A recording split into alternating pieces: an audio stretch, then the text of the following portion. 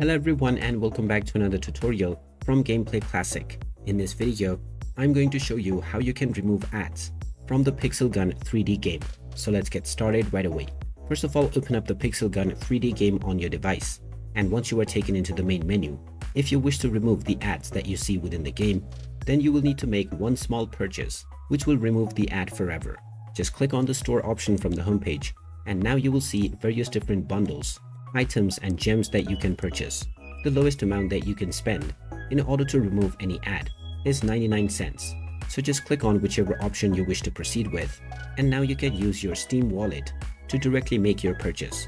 You can also add your funds if you don't have it.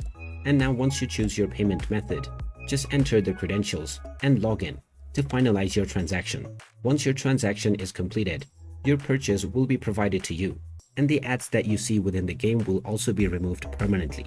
And now you can enjoy the game completely ad-free. So there you have it. That is how easy it is to remove ads from the Pixel Gun 3D game.